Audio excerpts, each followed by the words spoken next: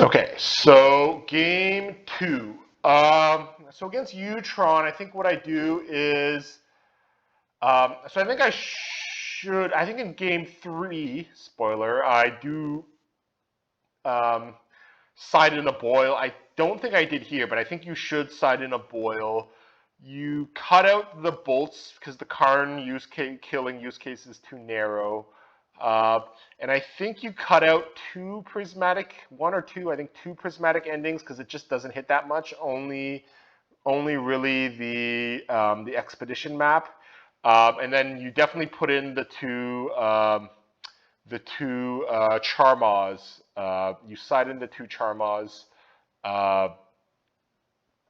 because of their colorless lands, and you side in the Inquisitions because they have counter spells. So that's sideboarding strategy here.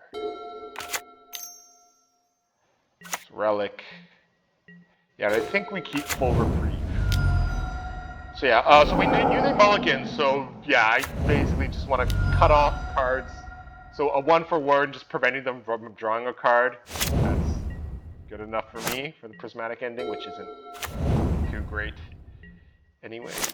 But yeah, cutting that off was important. Yeah, so they got that Field of Ruin going. Yeah, hit their blue mana. Unfortunately, they counter it. Yeah, so this is where, yeah, they've got the map for the land.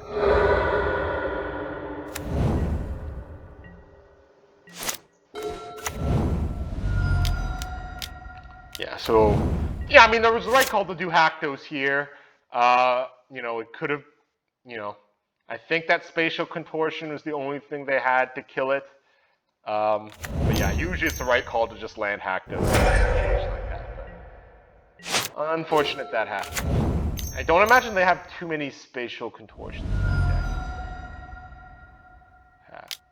Okay, so this is interesting. So I think I boomed because I could, take advantage of that fetch and get a land. But, so they played their blue reprieve, the original reprieve. So I think the idea here was that, so I know it was suggested, and I haven't actually thought about it, of suggested in the Discord to reprieve your own spell. I need to do the math on whether that's worth it. That did not come into mind here. The thought here was, do I reprieve the remand? Because if I let it go, they won't have a remand. But if I reprieve it, they will, but then my land destruction goes through, and I drew a card. So I think I just, ultimately simplified and be like, okay, well, reprieve is doing something here, so it's probably the right time to play it. I think it just came down to that decision. So, yeah. And I was afraid of them getting Tron next time. But,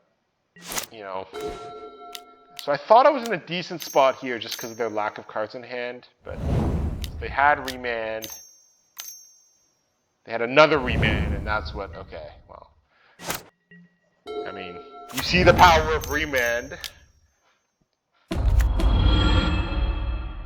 which is, kind of indicative of the power of the white version.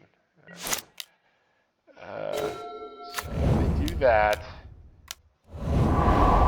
So yeah, I think I kill Karn because, yeah, otherwise my lands were going to get destroyed. So here I was really hoping, I think at this point they've accumulated enough mana. The only real way to, the best way to win is to try and bust them. Yeah, they uselessly try to do that. So I go for a bust. They have a counter. And yeah, from there they have an open space to do a ton of stuff. So yeah, so I think the problem here was that the accumulated lands, they had the right counters when they needed them, and obviously they played stuff like Karn, which forced me to spend turns getting rid of them instead of hurting their mana. And yeah, now they have Tron, now they have that giant land. Drawing cards.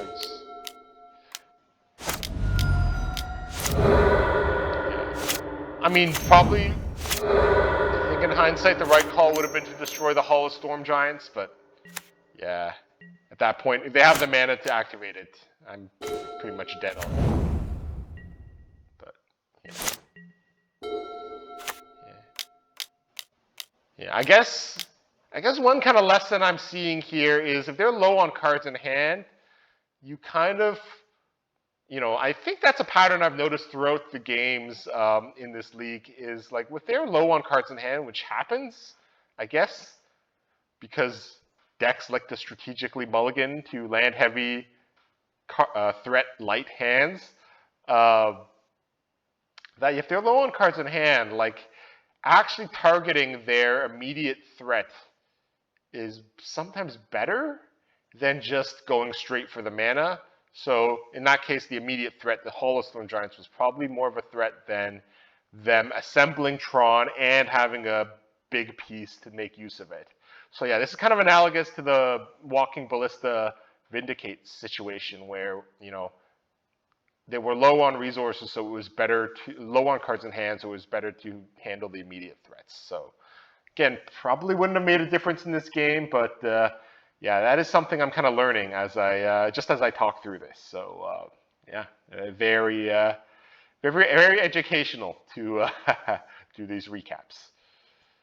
But yeah, unfortunate. This one ends, with a pretty convincing loss. So it's down to game 3.